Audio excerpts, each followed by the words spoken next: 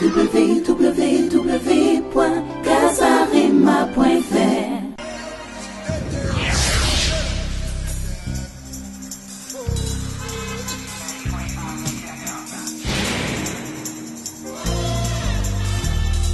Tout celui qui s'amène à Rephidim, Joseph doit s'élever. Joseph doit s'élever. Pourquoi je parle en termes de Joseph? C'est l'explication de la vision que Dieu m'a donnée par rapport à cette œuvre. Le véritable Joseph, c'est notre Seigneur Jésus-Christ. Mon frère, ma soeur, aucun pasteur n'a le pouvoir de délivrer. Aucun apôtre ne peut délivrer. Aucun prophète ne peut délivrer. Aucun intercesseur ne peut délivrer. Celui qui délivre, c'est le véritable rocher. La Bible nous dit, le cheval est équipé pour les jours de la bataille, mais la délivrance appartient à l'Éternel. Pour voir plus de vidéos chrétiennes en exclusivité, tapez www.casarema.fr.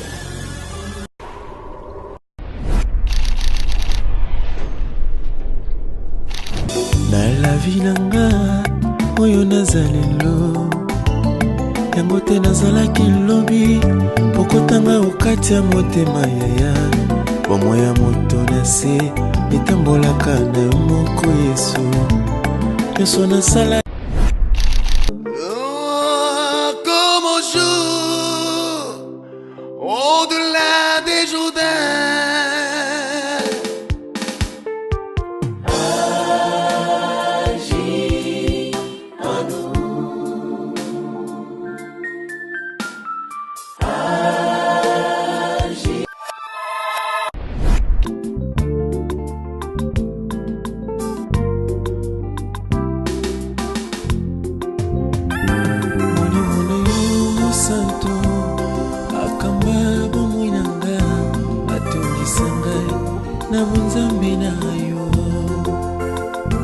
Motema nanga epeli moto na posa na yo na motema nakangi te yawe bolamu na yo na ngai.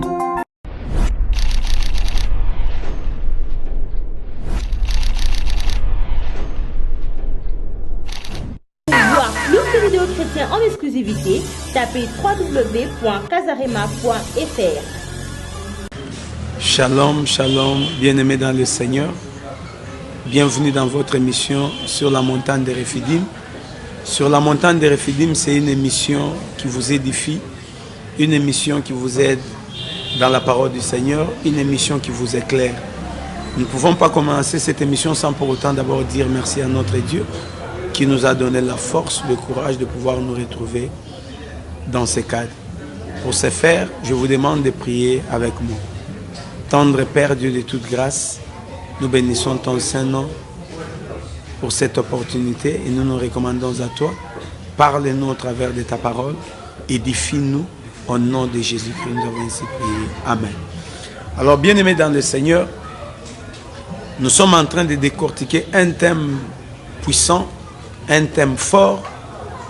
C'est aussi la vision de l'Église que le Seigneur nous a donné la charge de pouvoir conduire. Assemblée chrétienne montagne de Rephidim. Alors nous étions en train de parler sur Rephidim pour expliquer au peuple de Dieu qu'est-ce que c'est Rephidim. Rephidim c'est quoi?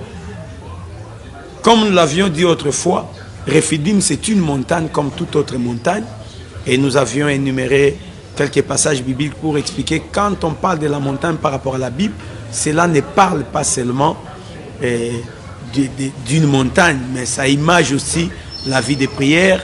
Nous avions vu que la montagne pouvait représenter Dieu, la montagne comme étant les problèmes, les difficultés que nous pouvons éprouver dans la vie qui nécessitent d'être aplanies. Ça, c'est par rapport à la montagne. Mais Rephidim aussi, c'est un lieu où il y a tant de choses qui s'opèrent dans la vie du peuple, entre autres la délivrance. Et j'avais promis que nous allons parler de la Rephidim comme un lieu de la délivrance. Certes, toi aussi, tu as des problèmes qui nécessitent la délivrance, parce que quand nous parlons de la délivrance, nous disons, ce n'est pas un homme qui délivre, ni moi un apôtre, ni moi un pasteur, mais c'est Dieu qui délivre au travers de sa parole. Parce que quand Israël était dans des difficultés, Dieu a donné une parole à Moïse. Moïse est venu avec une parole qui devait libérer le peuple. C'est ainsi, nous aussi, en tant qu'instrument de l'Éternel, Dieu nous a chargé d'une parole Et nous venons avec cette parole pour ta libération. Nous disons que Rephidim, c'est un lieu de la délivrance. Crois-moi, c'est un lieu de la délivrance. Tout celui qui a un problème, le Seigneur délivre. Nous avons vu tant de cas. Il y a des sorciers qui se sont convertis. Il y a des hommes qui avaient des difficultés que le Seigneur a libérés. Il y a de ceux-là qui étaient prisonniers de la masturbation que le Seigneur a libérés. Il y a de ceux-là qui étaient impuissants sexuellement que Dieu a libérés. Il y a ceux-là qui avaient un problème de rate, un problème de cancer, un problème de myome. Le Seigneur les a libérés. Même ceux-là qui ont eu un problème de stérilité, le Seigneur les a délivrés. Et après la délivrance, ils ont pu expérimenter la puissance de Dieu en mettant au monde des enfants. Alors, dire de Rephidim, c'est un lieu de la délivrance, c'est vague. Parce que nous, en tant qu'enfants de Dieu, notre code de la route, c'est la parole du Seigneur. C'est au moyen de la parole que nous pouvons démontrer, et non pas prouver, démontrer au peuple de Dieu que réellement, Rephidim, c'est un lieu de la délivrance. Bien-aimé, si tu saisis très bien la vision, tu peux faire partir de cette vision même de loin. Et en acceptant cette vision, il y a des choses liées à cette vision qui se manifesteront dans ta vie. C'est pourquoi nous nous donnons cette peine de pouvoir expliquer la vision pour que tout celui qui croit en cette vision, qui soit aussi Rephidimien. Nous avions dit tous les Rephidimiens, ce sont les hommes et les femmes de la prière. Nous avons donné le secret par rapport à la prière. Mais nous disons aussi, tous les Rephidimiens, ils ont droit à la délivrance. Alors, comment Rephidim, c'est un lieu de la délivrance? Nous avons lu ça dans Exode 17, c'est ça d'ailleurs notre texte de base où on nous explique la vision Rephidim, ou soit la mission Rephidim. Et s'il faut parler de la délivrance, d'emblée en regardant ce qui s'est fait à Rephidim, nous pouvons dire que c'est un lieu de la délivrance. Cela peut te convaincre, mais pas vraiment. C'est pourquoi nous allons donner une écriture qui va nous aider à pouvoir mieux comprendre ce qu'on est en train d'expliquer. Nous allons lire dans Nombre. Si tu as ta Bible, tu peux préparer ta Bible dans les livres de Nombres. Je disais, l'histoire de Rephidim se retrouve dans Exode 17, du 1er au 16e verset. Mais tandis que quand nous parlons de Rephidim comme étant un lieu de la délivrance, ça nécessite quelques écritures pour expliciter ce que je suis en train de dire. Nous allons lire dans les livres des Nombres, Nombre chapitre 33, Nombre 33, comme nous l'avions lu autrefois, Nombre chapitre 33, à partir du premier verset jusqu'au verset 14. En lisant Nombre 33, nous avons compris que Rephidim intervient au 11e campement. Parce que le peuple d'Israël, en sortant de leur maison pour aller à Canaan, il y avait des stations. Dans d'autres versions, on parle des stations, mais dans d'autres versions, on parle des campements. Campement, ça veut dire ils marchent pendant un petit temps ou soit une distance donnée, et après ils devaient se reposer parce qu'ils avaient des troupeaux et des enfants. Là où ils se reposaient, on appelait ça campement. À chaque fois qu'il y avait un repos, on parlait de campement. Alors Rephidim intervient au 11e campement ou 11e station ou bien 11e lieu de repos. Je crois là c'est clair. Alors en parlant des 11e campements, les chiffres nous intéressent. Parce que notre Dieu est un Dieu de chiffres et un Dieu de couleurs. Ce n'est pas par hasard que Dieu a parlé des chiffres. Pourquoi est-ce que Rephidim intervient seulement au 11e campement? Comme je l'ai dit toujours, tout ce qui est écrit dans la Bible a une signification. On ne peut pas prendre ça à la légère. Parce que quand Dieu parle de 3 jours cachent quelque chose. Esther a jeûné pendant 3 jours. Pourquoi pas 4 jours? Pourquoi pas 8 jours? Pourquoi pas 100 jours? Mais elle a pu jeûner pendant 3 jours. Bien qu'on a parlé de la révélation, mais nous comprenons que les chiffres nous cachent quelque chose. C'est ainsi, en explicitant, on a parlé du miracle de Jonas, pour dire Jonas aussi avait fait 3 jours. Or, tout cela imageait ce que Christ devait faire. Pourquoi aussi Jésus n'est pas ressuscité le 4e jour? Ça veut dire le chiffre 3, c'est le chiffre de la résurrection. C'est pourquoi nous disons aussi le chiffre 11, c'est le chiffre de la délivrance. Donc, tout celui qui suit cette émission doit comprendre que le chiffre 11, c'est le chiffre de la délivrance. Ça veut dire quand Rephidim intervient au 11e campement, le 11e campement cache un message. Et quel est le message? C'est le message de la délivrance. Alors nous devons nous expliquer, nous devons expliciter pour que tout celui qui suit cette émission puisse être éclairé par rapport à ça. Comment le chiffre 11 est un chiffre de la délivrance? C'est une question peut-être que tu te poses. La réponse est claire. Si nous lisons dans Genèse 30, à partir du 22e verset au 26e verset, on nous relate l'histoire d'une femme qui était stérile. Le Seigneur l'a visitée, elle a mis au monde un enfant. En mettant au monde un enfant, elle lui a donné le nom de Joseph. C'est le 11e fils de son mari. En donnant le nom de Joseph, elle a dit, on l'appellera Joseph, qui veut dire ôter l'opprobre et un ajout. Ôter l'opprobre et un ajout. Ça veut dire, le 11e fils vient pour ôter l'opprobre et il vient pour qu'un ajout puisse se faire. C'est pourquoi nous disons le chiffre 11, c'est le chiffre d'ôter l'opprobre et c'est le chiffre qui vient donner un ajout.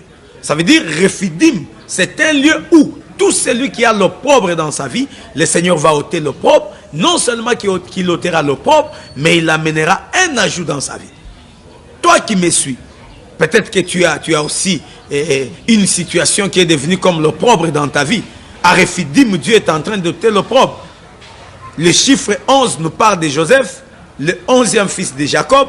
Et quand Joseph est né, il y a des choses qui se sont passées dans la vie de son père.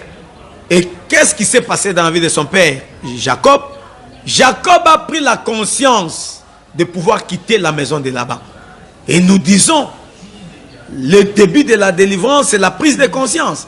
Tout celui qui a une prise de conscience, la délivrance commence. Aussi longtemps que tu trouveras que la situation que tu es en train d'endurer est normale, il n'y aura pas de délivrance. Remarquez dans la Bible, tous ceux-là qui ont pu expérimenter un miracle de la part de Jésus, ils ont commencé premièrement par prendre conscience de leur état. Tu trouves normal ce que tu es en train d'endurer. Tu t'écloues. Tu trouves normal tout ce qui s'est fait dans ta vie. Tu ne vivras jamais une puissance de Dieu. Tout celui qui trouve normal sa situation, rien ne changera. Tu dois arriver à un moment où tu dois très bien regarder ta vie, ou soit faire la rétrospective de sa vie pour voir qu'est-ce qui ne va pas et qu'est-ce qui va. Aussi longtemps que tu ne prendras pas cette conscience, rien n'arrivera. Mon frère, la délivrance commence avec la prise de conscience. Jacob, il s'est dit, c'est anormal. Comment moi, un père réputé à mon rang, je peux me retrouver chez mon beau-père en train de faire des enfants? Et il a eu combien? 11 enfants dans la maison de Laban. C'est anormal. Je parle à tout celui qui est sous le toit paternel. Tu es maudit.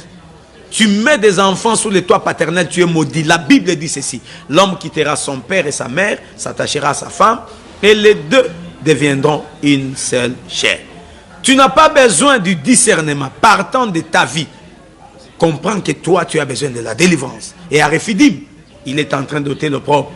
L'opprobre veut dire aussi la honte. Ça veut dire tout ce qui est honte dans ta vie nécessite l'intervention de Joseph.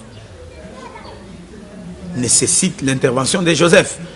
Peut-être la stérilité, c'est devenu une honte dans ta vie. C'est ça l'opprobre. Peut-être c'est le chômage. Peut-être c'est le manque de progrès. Peut-être c'est la masturbation. Peut-être c'est l'impudicité. Peut-être c'est le lesbianisme. Ou soit être pédé. C'est une honte. Tu as besoin de la délivrance. Il y a de ceux-là qui font pipi au lit. C'est une honte. C'est l'opprobre que Joseph doit ôter. Quand lui, il vient, l'opprobre doit être ôté.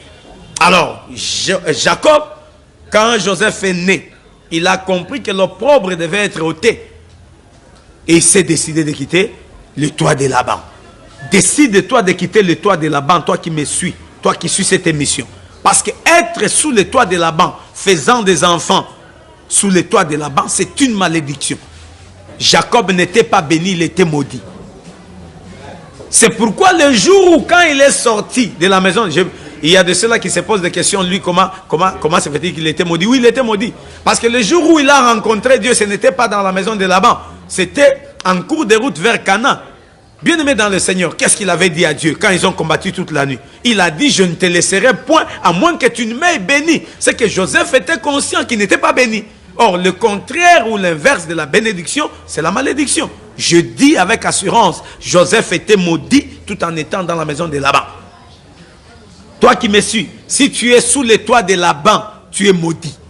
Mon frère, j'aimerais te dire aussi quelque chose. Il y a de ceux-là qui ont quitté physiquement les toits de Laban, mais il se retrouve spirituellement toujours dans la maison de là-bas. Je m'explique. Quelqu'un qui s'est marié, il a un chez lui, avec sa femme, ses enfants, mais il se retrouve que c'est sa mère qui dirige son mariage. C'est sa mère qui dirige son foyer. Lui aussi, il est sous le toit de Laban. Tu ne peux pas te marier et permettre à ta maman de conduire ton mariage. Tu es maudit. En réalité, tu n'as pas encore quitté.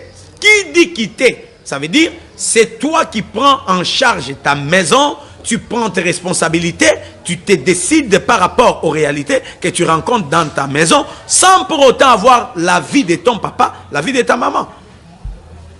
Une sœur qui s'est décidée de rompre avec son mari, pourquoi? Parce que sa grande sœur a dit, tu dois mettre fin. Mais elle est maudite. Elle est maudite. C'est ce que la Bible dit. Elle doit quitter. Toi qui me suis, tu es esclave. Je sais qu'il y a plusieurs femmes qui sont victimes de ça. Pour qu'on puisse lui acheter des habits, la belle-mère doit décider. Vous n'avez pas encore quitté. Vous êtes encore sous les toits de Laban. Et comprenez que Jacob, malgré les 10 enfants qu'il avait, malgré les troupeaux qu'il avait, il était maudit. La bénédiction, ce n'est pas les immeubles ou soit les vestes, les voitures. La bénédiction, c'est une bonne parole de l'Éternel sur la personne. C'est cette bonne parole qui peut occasionner des maisons, des voitures. Bien aimé, tout ce que nous voyons comme voiture, maison, immeuble, tout ne vient pas d'une bonne parole. Il y a de ceux-là qui ont contracté des pactes avec le monde des ténèbres pour les avoir. Mais c'est la fin qui justifie les moyens, comme le dit les Français. La Bible dit la fin d'une chose vaut mieux que son commencement. Tout ce que tu as pu recevoir d'une façon malhonnête, ce sont des biens mal acquis. Et la Bible dit les biens mal acquis n'en profitent jamais. Bien-aimé dans le Seigneur, tu dois comprendre que si tu es dépendant de ta maman, dépendant de ton père, tu es sous la malédiction, tu es sous les toits de là-bas. Et tu as besoin de la délivrance. Pour te décider, il faut ta soeur. Pour prendre des décisions dans la maison, tu dois appeler ta maman. Tu dois appeler ton papa. Papa, j'aimerais me décider. Qu'est-ce que toi tu me conseilles? Il n'y a qu'un seul conseiller par excellence, c'est le Saint-Esprit. Le seul vrai, véritable conseiller, c'est le Saint-Esprit. Par la parole du Seigneur. Jacob a pris conscience que ça c'est une mauvaise vie. Je dois changer, je dois quitter le toit de Laban. Et quand il s'est décidé, il a pu quitter le toit de Laban. Mon frère, ma soeur, toi qui me suis, aussi longtemps que tu ne t'es pas encore décidé, rien ne se fera. Tu dois te décider, tu dois quitter le toit de Laban. Ça veut dire Joseph est venu apporter une prise de conscience qui est le début même de la délivrance. Non seulement qu'il a fait ça par rapport à son père Jacob, mais aussi Rachel. Autrefois, il était appelé stérile.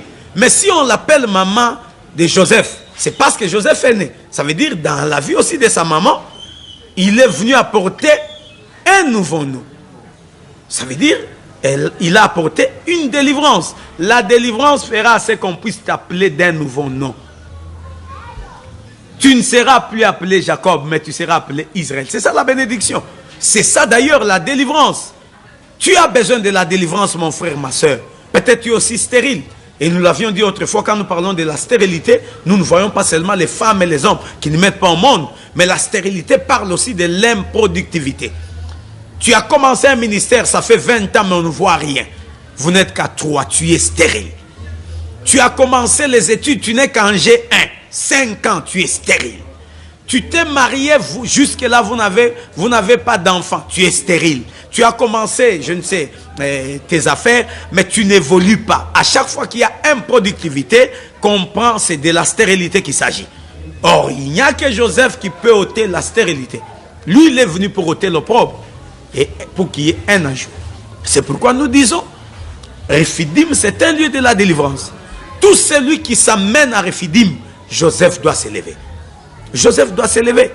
Pourquoi je parle en termes de Joseph? C'est l'explication de la vision que Dieu m'a donnée par rapport à cette œuvre.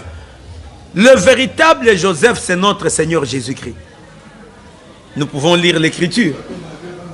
Par rapport à la prophétie de Jacob vis-à-vis de ses enfants. Si on peut lire ça dans Genèse je crois 49. Genèse 49. Il a dit quoi? Pendant qu'il parle de Joseph, il a dit, Joseph, il est le rocher, n'est-ce pas? Je lis Genèse 49, verset 22. Écoutez ce que la Bible dit. Joseph était un rameau fertile. Un rameau fertile près d'une fontaine. Ses branches se sont étendues sur la muraille. On l'a fâché amèrement. On a tiré contre lui. Et les maîtres tireurs de flèches ont été ses ennemis. Mais son arc est demeuré en force. Et les bras de ses mains se sont renforcés par la main du puissant de Jacob.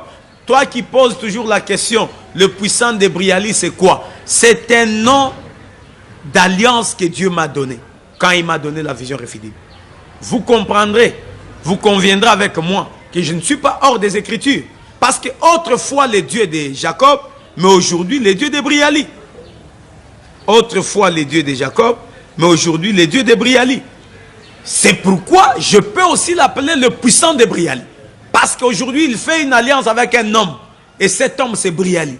À qui il a remis la vision Rephidim. Ça ne fait pas de moi un visionnaire.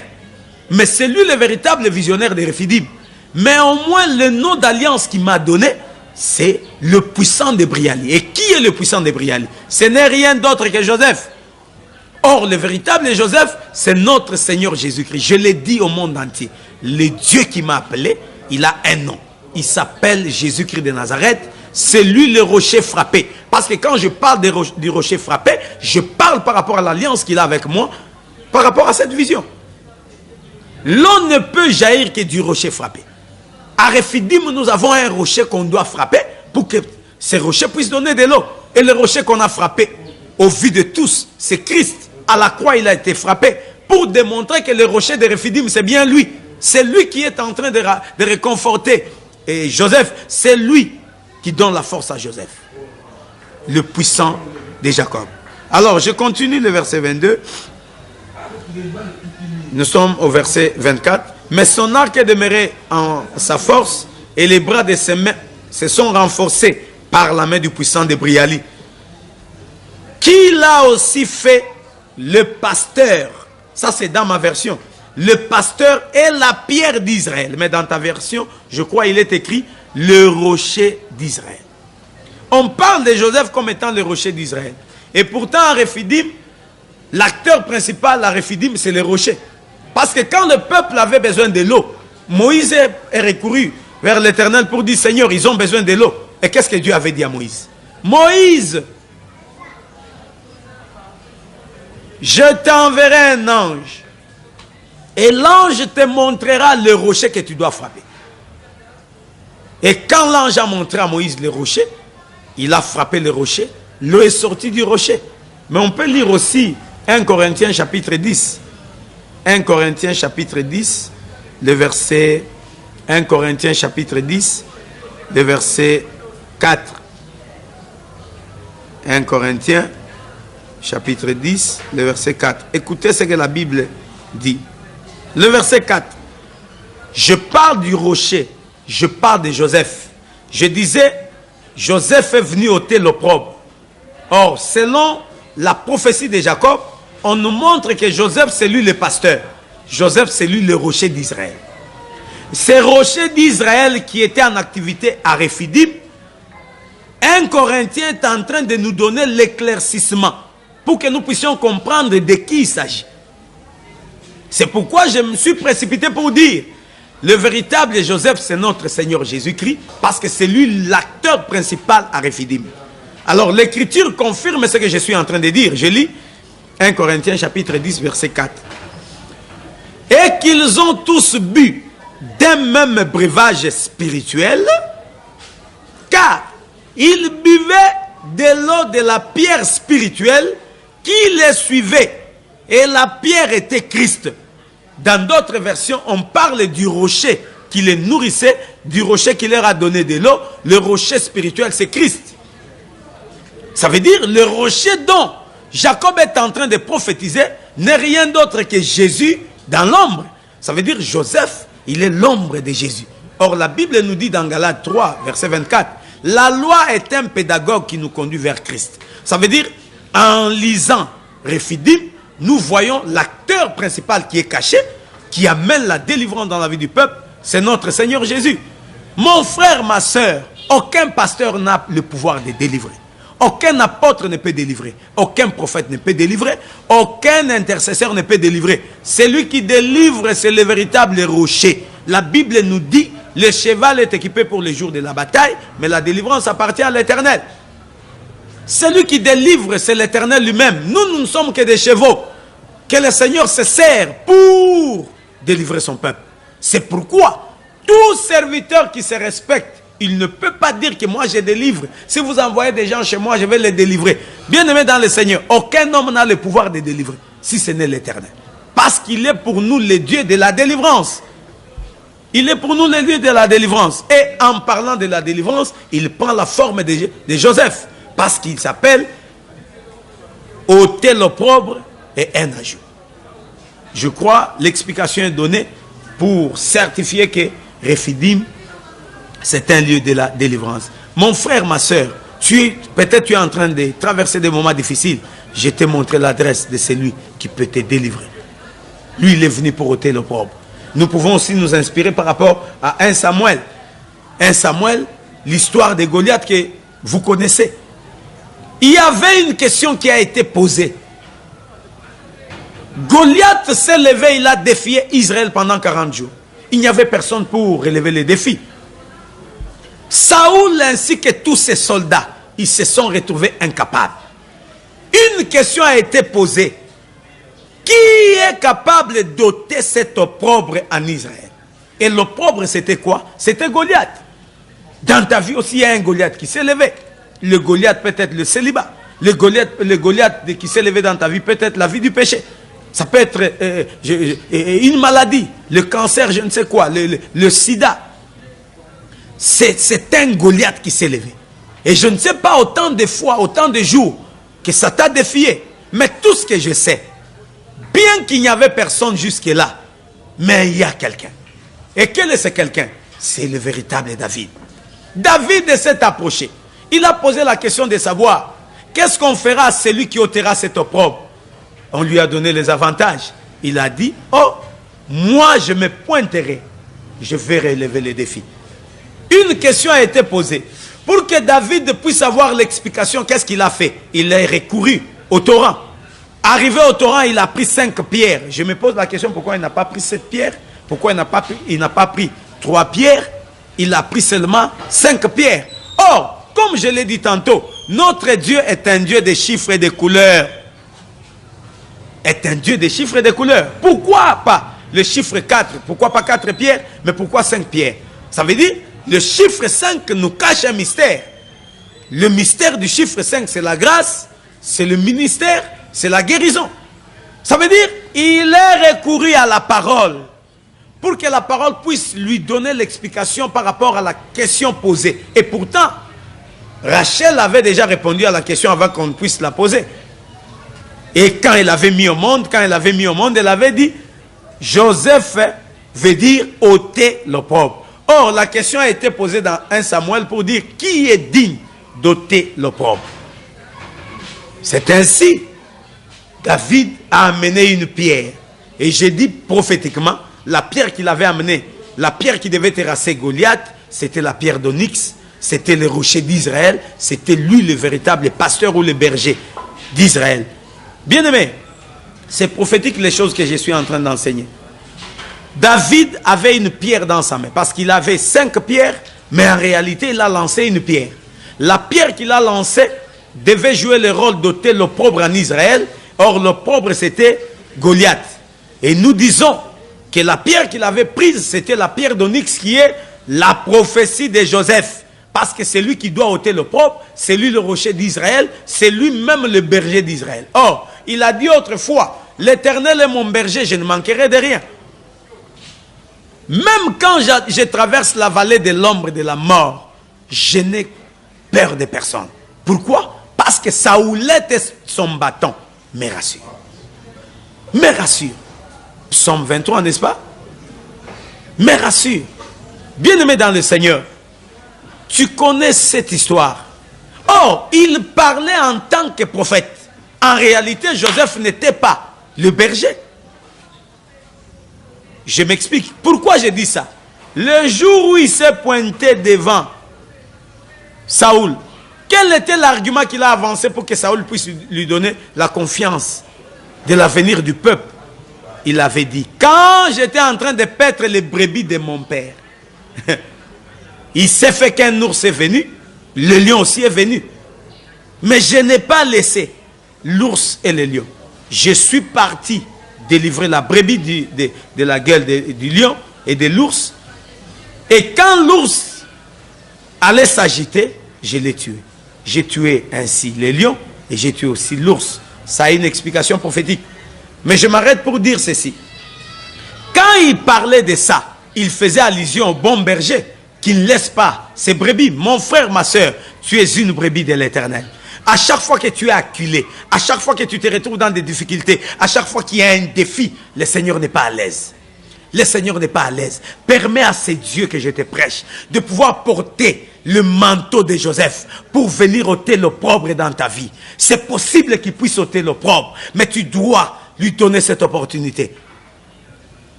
Il a dit, le Dieu qui m'a délivré des griffes des lions, c'est le même Dieu qui nous donnera la victoire. Ça veut dire, en réalité, ce n'était pas David qui avait délivré le peuple, mais c'était l'Éternel au travers de David. Et David, c'est l'image de nous, les ministres. Nous n'avons rien.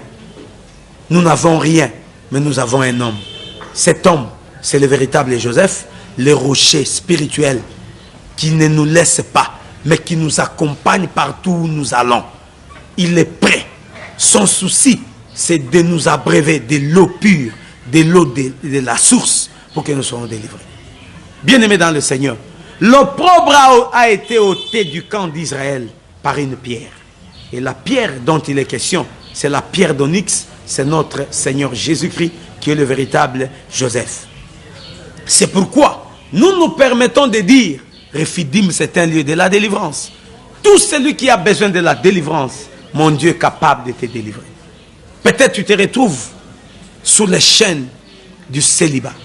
Tu es une belle femme, un bel homme, mais jusqu'à présent, rien ne marche par rapport au mariage. Tu veux te marier, mais tu te retrouves incapable de faire un choix. Tu veux te marier, mais tu te retrouves dans des situations, dans des conditions qui ne permettent pas à ce que tu puisses te marier. Joseph existe. Il y a un Joseph capable de te délivrer.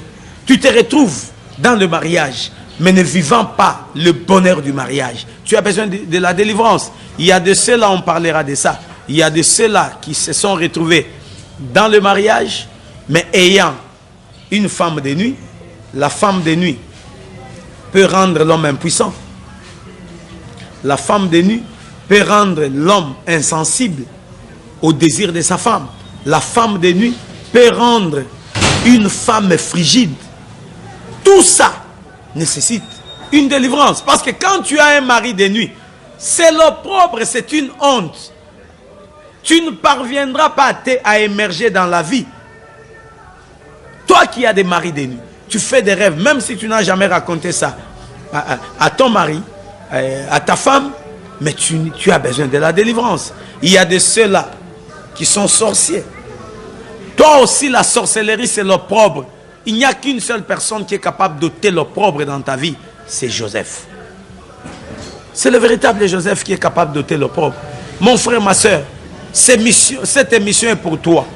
Cette émission est pour toi. Le Seigneur voudra que toi aussi, tu fasses partie des Rephidim, que tu sois un Rephidimien. Or, un Rephidimien, il a droit à l'assistance de Joseph. Or, Joseph, quand il vient pour ôter l'opprobre. Il vient pour ôter l'opprobre. Certes, tu as des difficultés, tu as des situations que tu ne parviens même pas à expliquer aux hommes. Il n'y a qu'une seule personne qui est capable d'ôter l'opprobre dans ta vie, c'est Joseph. Bien-aimé, le 11e campement nous parle du chiffre de la délivrance. La délivrance est pour toi qui me suis. La délivrance est importante dans la vie. Même si tu pries, tu as besoin de la délivrance. Même si tu sers Dieu, tu as besoin de la délivrance. Moi j'ai dit, toute la vie, nous aurons toujours besoin de la délivrance. Parce que nous rencontrerons des défis qui vont nécessiter l'intervention de Joseph. Or, quand lui, il vient pour ôter l'opprobre. Or, ôter l'opprobre n'est rien d'autre que la délivrance. Mon frère, ma soeur, tu as besoin de la délivrance. Et nous avions dit aussi que quand nous parlons de campement, c'est dans l'Ancien Testament.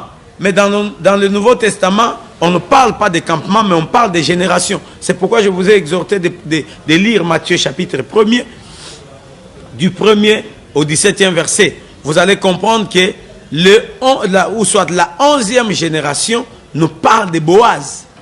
Autant que dans l'Ancien Testament, on nous parle de Joseph comme étant le 11e fils de Jacob, mais dans le Nouveau Testament, on nous parle de Boaz. Or, Boaz et Joseph, c'est une même personne. Je ne parle pas du physique, mais je parle du prophétique.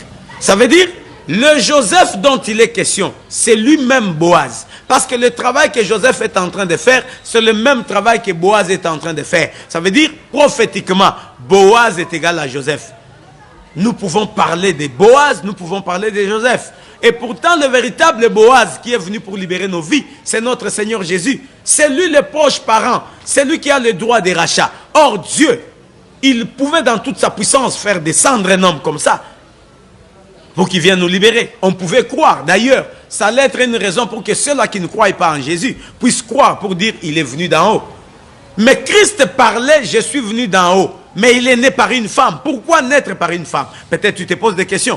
Vous conviendrez avec moi, Jésus n'est pas né par la naissance de la sémence de l'homme, mais par une femme. Il n'y avait pas l'intervention de la naissance de l'homme, parce que nous savons tous, pour qu'un homme puisse mettre au monde, ils doivent s'accoupler. Et l'homme doit donner de sa sémence, pour que cette sémence puisse rencontrer l'ovule, afin qu'il y ait fécondité. Bien-aimé dans le Seigneur, Christ n'est pas né par la rencontre de la sémence de l'homme et de l'ovule de la femme. Il est né par la vertu du Saint-Esprit. Alors pourquoi naître si Dieu se sentait capable de pouvoir faire descendre Jésus comme ça? Jésus est né parce qu'il devait porter la chair humaine, il devait s'égaler à l'homme, il devait se faire un proche parent. Bien-aimé dans le Seigneur, si Jésus pouvait descendre d'en haut, il ne pouvait pas libérer les humains. Il devait naître comme tout humain pour être un proche parent, afin que le rôle du véritable Boaz puisse s'accomplir. C'est ainsi.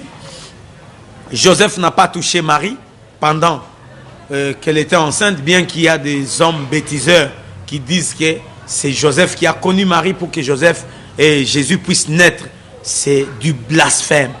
Bien-aimé dans le Seigneur, la parole est claire. Dieu n'a honte de personne. Zacharie et Élisabeth se sont connus pour que Jean-Baptiste puisse naître. Et pourtant, il est appelé un grand prophète. Mais Christ n'est pas né par la rencontre de Joseph et de Marie. Il est né par la vertu du Saint-Esprit pour être un proche parent, afin que le rôle du véritable Boaz puisse entrer en activité. C'est ainsi, étant né d'une femme, il est venu dans ce monde, il s'est identifié à nous les humains et il est devenu capable de pouvoir nous libérer. Or, Boaz, qui est la 11e génération, il est venu libérer Naomi et Ruth. Il a ôté l'opprobre dans la vie de Naomi. Pourquoi? Parce que Naomi et Ruth se sont retrouvés de veuves. Or, la veuvage par rapport aux Israélites, c'est une honte, c'est l'opprobre. C'est ainsi, quand un homme pouvait avoir une femme et qui ne parvenait pas à mettre au monde avec cette femme, s'il arrivait que cet homme mourait, on doit exiger aux frères du défunt de pouvoir prendre la femme, afin de pouvoir mettre au monde avec elle, afin de garder la progéniture du frère défunt. Ça veut dire le veuvage en Israël, c'était l'opprobre. Et Naomi qui a fui Bethléem pour aller à Moab, elle a perdu son mari. Et Abimelech, elle a perdu ses deux fils, Malchon et Kiljon. Et ces deux fils se sont mariés, l'un à Orpa et l'autre à Ruth. Ils n'ont pas mis aussi au monde. Ça veut dire, juste après la mort d'Abimelech, la mort de Malchon et de Kiljon, Naomi s'est retrouvée main bredouille, comme on le dit. Elle s'est retrouvée main vide. C'est pourquoi quand elle est rentrée en Bethléem, on voulait l'appeler Naomi. Elle a dit, ne m'appelez pas Naomi, mais appelez-moi Mara. Pour dire quoi? Je suis devenu l'opprobre de ma famille. Je suis devenu une chose amère. Mais pourtant, quand elle est rentrée, Ruth s'est accrochée, sachant aussi qu'elle ne mettrait pas au monde Parce qu'elle a dit, même si j'aurais un homme, s'il faut que je mette au monde, rien ne prouve que je mettrai au monde un fils. S'il arrivait que je mettrai au monde un fils, quand est-ce qu'il grandira? Toi aussi tu seras là, en train d'attendre jusqu'à ce que cet homme grandira. Mais cette femme qui avait l'opprobre du veuvage dans sa vie, et a aussi avec sa belle-fille, qui elle aussi avait l'opprobre dans sa vie, elles sont rentrées à Bethléem. Étant à Bethléem, elles savaient qu'il y avait un homme qui avait le droit de rachat. Et l'homme qui avait le droit de rachat, c'était Boaz. Et Boaz les a rachetés. Quand Boaz a racheté Ruth, Ruth a mis au monde un fils à qui elle a donné le nom d'Obed. Obed qui est le père d'Isaïe, Isaïe le père de David. Ça veut dire une étrangère, une Moabite, a expérimenté la délivrance dans sa vie et elle est devenue ainsi l'ancêtre de Jésus. Une Moabite est devenue ancêtre de Jésus. Pourquoi? Parce qu'il y a eu l'intervention d'un homme du nom de Boaz qui l'a racheté, parce que quand on parle du rachat, nous parlons aussi de la délivrance. Ça veut dire, bien aimé dans le Seigneur, tu es l'image de Ruth, une étrangère. Naomi, l'image des Juifs. Sachez-le, les Juifs seront aussi libérés. Ils seront aussi libérés, ils seront aussi délivrés. Et ils entreront au ciel. Mais premièrement, c'est nous les nations, nous les Moabites, l'image de Ruth, qui n'avons pas droit. Mais à cause du rachat, Boaz nous a libérés. Et Boaz a ôté l'opprobre pour nous donner de la valeur. C'est pourquoi nous disons même dans l'adoration, je n'ai personne, je n'ai que Boaz. Or, le véritable Boaz, c'est notre Seigneur Jésus. C'est lui qui est venu comme un proche parent. Il a vécu dans un corps pareil à nos corps. Il connaît les faiblesses du corps. Il connaît les faiblesses de la bouche. Il connaît les faiblesses du cœur. Il connaît tes faiblesses. Il n'y a personne au monde qui peut te comprendre mieux à part Jésus.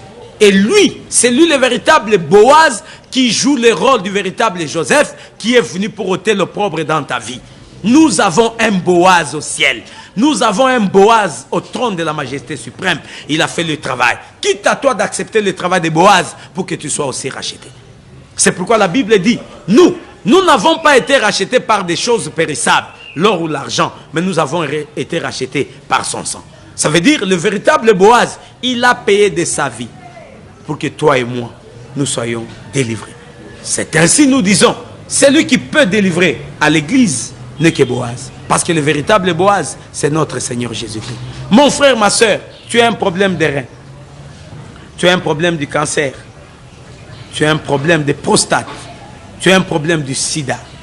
Tu as un problème d'hémorroïdes. Tu as un problème de kyste appendicite, fibrome, myome, je ne sais encore. Il n'y a qu'un seul homme qui est capable de te délivrer. C'est le véritable Joseph, c'est le véritable Boaz.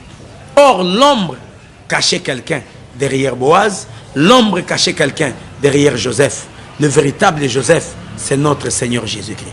C'est pourquoi, vous conviendrez avec moi, quand on a vendu Joseph auprès de Potiphar, Potiphar l'a pris. Il l'a établi maître sur toute sa maison. La Bible déclare, la maison de Potiphar était bénie à cause de Joseph. Or, nous sommes les Égyptiens aujourd'hui. Nous sommes l'image des Égyptiens. Et ta vie comme image de Potiphar. Ma vie comme image de Potiphar. Ton église comme image de Potiphar. Mon église comme l'image de Potiphar. Nous avons besoin d'un homme. L'homme approprié pour amener la prospérité, c'est Joseph. On nous a mal enseigné sur la prospérité.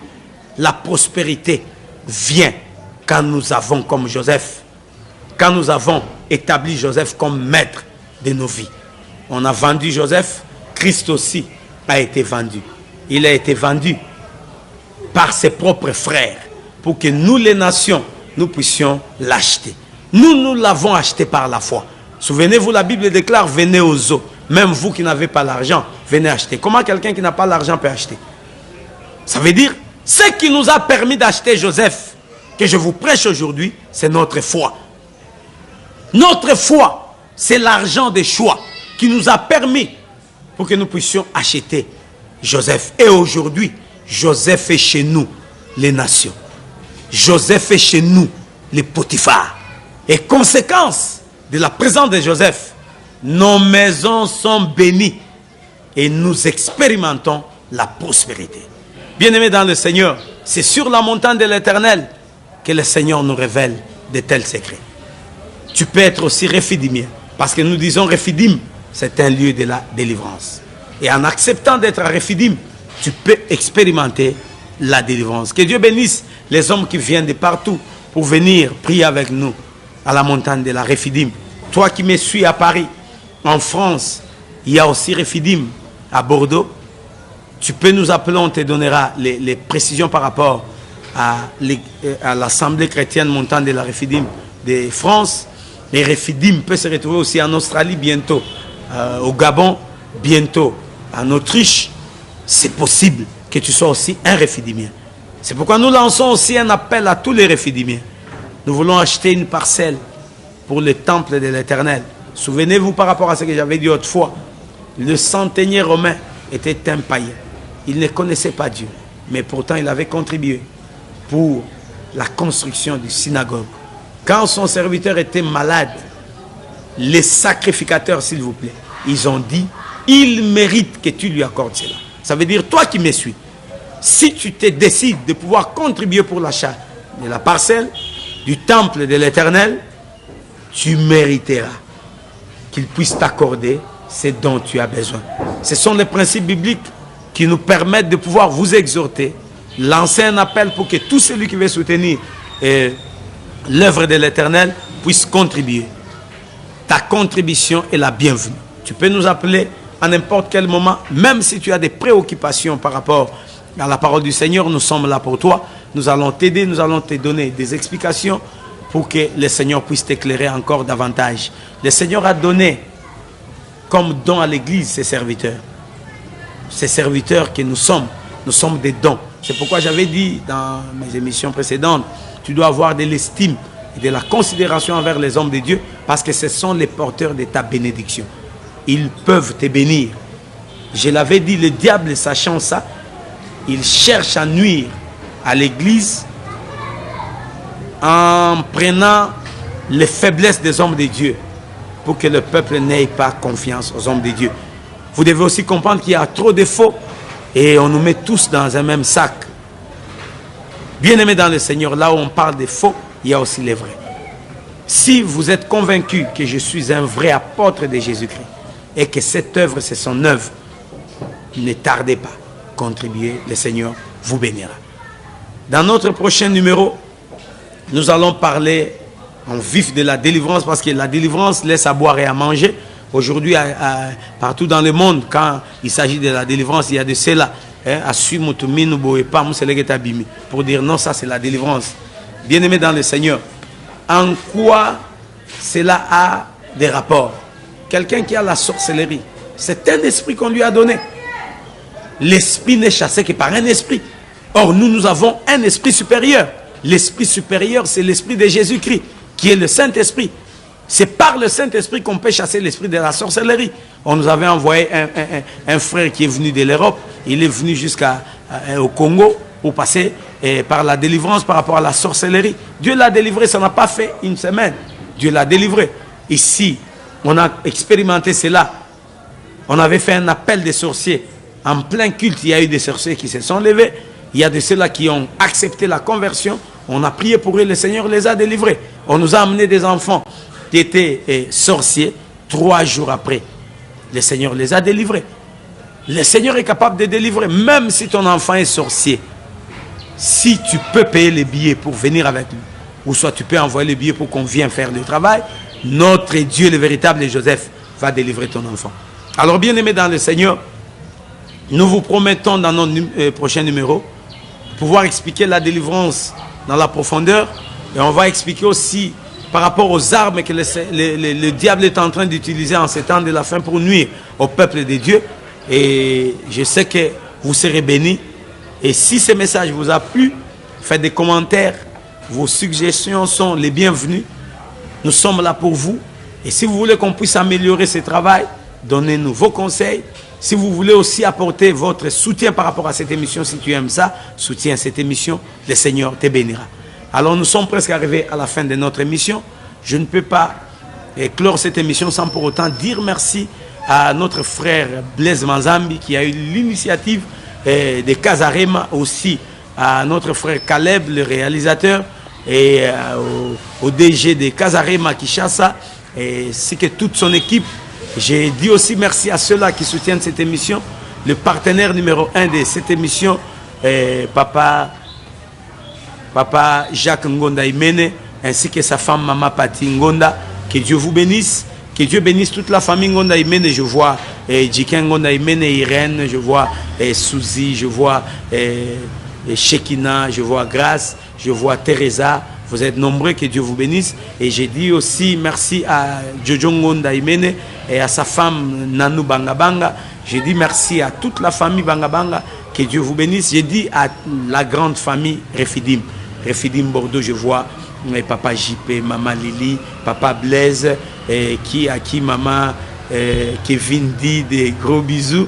Je vois tous ceux-là des Refidim. Vous êtes vraiment très nombreux, que Dieu vous bénisse. Je vois les Mamans Rose, que Dieu vous bénisse. Vous qui aimez cette émission sur le net, je vois Fanny, Maman Benoît, je vois Papa Charles, que Dieu vous bénisse. Vous êtes vraiment très nombreux, que Dieu vous bénisse. J'ai dit aussi merci à la grande équipe qui me soutient, Refidim Congo, que Dieu bénisse Berlis, Brimel, de tous les jours, de tous les temps, frère Larry, que Dieu vous bénisse, que Dieu bénisse tous les serviteurs, que Dieu bénisse Mukambi Dieu merci, pourquoi pas Mukambi Dodo, Mukambi Abel, Mukambi Anita, Mukambi Patricia, il y a trop de Bakambi présidente, Maman Véro et Maman Blondine, que Dieu vous bénisse.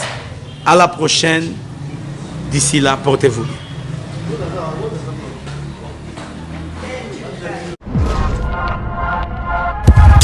Bien-aimés dans les seigneurs, vous qui aimez demeurer dans la présence de Dieu par des cantiques de louange et d'adoration, voici pour vous l'album Simba Ngoma avec le frère Papi Kongenda PPK qui nous offre 12 chansons contenant chacune d'elles une particularité tant spirituelle qu'artistique.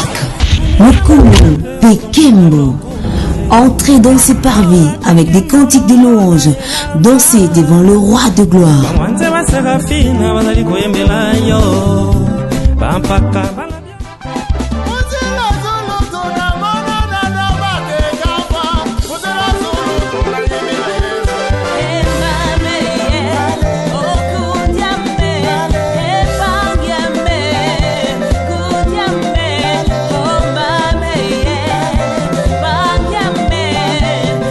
Simba Ngolo, méditation qui nous rapproche du trône de la grâce afin d'implorer la faveur du Très-Haut sur nos vies.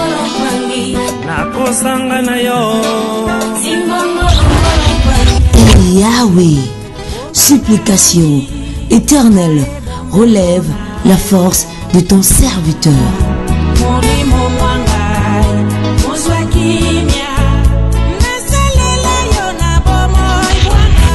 Qui est comme toi, consécration de soi et reconnaissance du Dieu Tout-Puissant, bientôt disponible. Nzamboyo wapi, Nzambaboye, Tokwa wapi.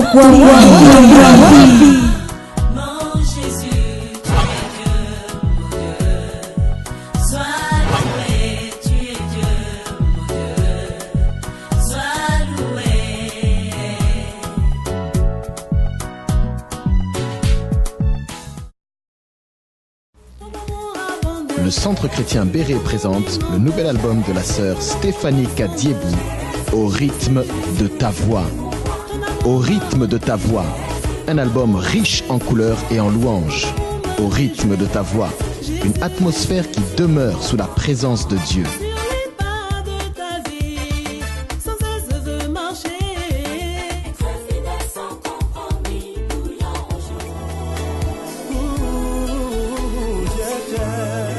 Au rythme de ta voix, des titres phares tels que Les noces de l'agneau, Je célébrerai ton nom, Ce que Dieu déclare. Au rythme de ta voix, vous désirez célébrer le Seigneur dans des mélodies rythmées et pleines de vitalité? Un seul album, Au rythme de ta voix, avec la sœur Stéphanie Kadiebou. le Centre chrétien Béret présente le nouvel album de la sœur Stéphanie Kadiebou, Au rythme de ta voix. Au rythme de ta voix. Un album riche en couleurs et en louanges.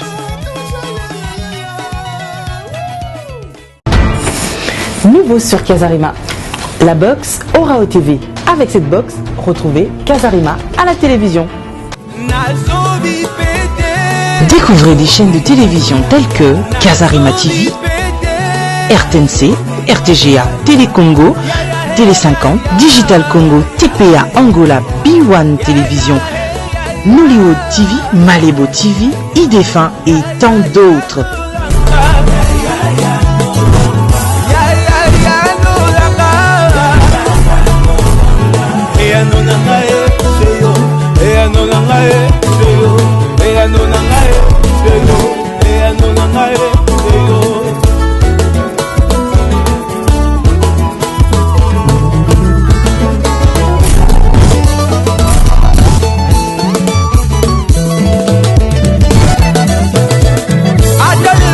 Avec la box Orao TV, c'est toute l'Afrique dans une seule boîte.